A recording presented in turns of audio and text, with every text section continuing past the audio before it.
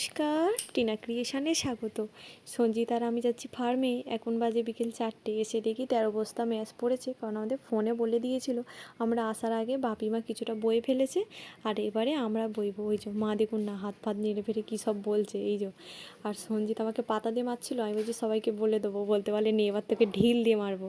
এই যে বাপি আর সঞ্জিত এটা তুলে নিচ্ছে, তারপরে আমি একটু ঠেলে দেবো। হয়ে গেছে সমস্ত বস্তাগুলো বোয়া। এইগুলো 60 থেকে 70 কেজির বস্তা হয়, তো তাই উপর থেকে সাগাতে খুবই অসুবিধা হয়। একটা ঠেলাই দুটো করে যায়। প্রথমে একটা করে নিয়ে যেত, কিন্তু পরে দুটো করে নিয়ে যাওয়া অভ্যাস হয়ে গেছে। এই যে এইগুলো তো ভারী হওয়ার কারণে উঁচুতে তুলতে খুবই অসুবিধা হয়। ফার্মের মধ্যে এসে দেখি দুটো হনুমান ঢুকেছে। এই যে দেখতে পাচ্ছেন, এই বাপি মা এইখানটা থাকে, আর এটা প্রথমে ম্যাশের ঘর ছিল। ওর উপরে বসে ওরা এই পেঁপে পাতা ছিঁড়ে ছিঁড়ে খাচ্ছে।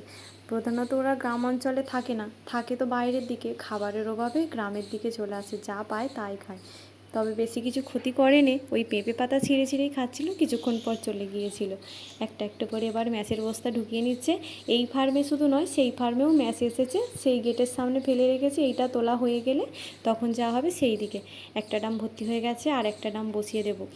এই যে মা এখানে জল ফেলে দিচ্ছে, আমি এবার জলগুলো দিয়ে দেবো। এই এখনও সাদা ডিঙ্কারের মধ্যে জল চলছে, কারণ এখন ওই উপরের জলটাকে ঠিকঠাকভাবে ওই উপর থেকে জল পড়ছে, কিন্তু পড়লেও কী হবে, ওরা এখন ছোট বাচ্চা তো সাদা জায়গায় জল খেয়ে খেয়ে অভ্যাস হয়ে গেছে, তাই কিছুদিন অবধি এখনও দেওয়া হবে। আর একটু বড় হলে সাদা জায়গাগুলো তুলে নেওয়া হবে। এখানে আমি জলটা দিয়ে দিচ্ছি। এবারে এই ঘরের কাজ সেরে যেতে হবে সেই ফার্মে। সেই ফার্মের বাচ্চাটা কিছুদিন আগে ঢুকে 40টা বাচ্চা পুরো বেজিতে মেরে দিয়েছে। বেজেই ঢুকেছিল, ঢুকে সমস্ত 40টা বাচ্চা মেরে দিয়েছে। মা এসে গিয়েছিল, তারপর তাড়াতে গেছে। এই যে একটি মুরগি দেখেছেন, মুরগিগুলোর গ্রোথ এখনও অবধি ঠিক আছে, কিন্তু মারা যাচ্ছে। এদের গাউট লেগেছে একটু।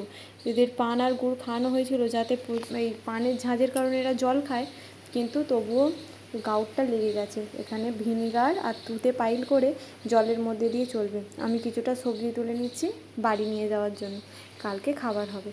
এবার ছোট ফার্মে চলে এসেছি। এই যে এবারে এদের জলটা দিয়ে দেবো। এদের জলে এখন চলছে তুতে আর ভিনিগার।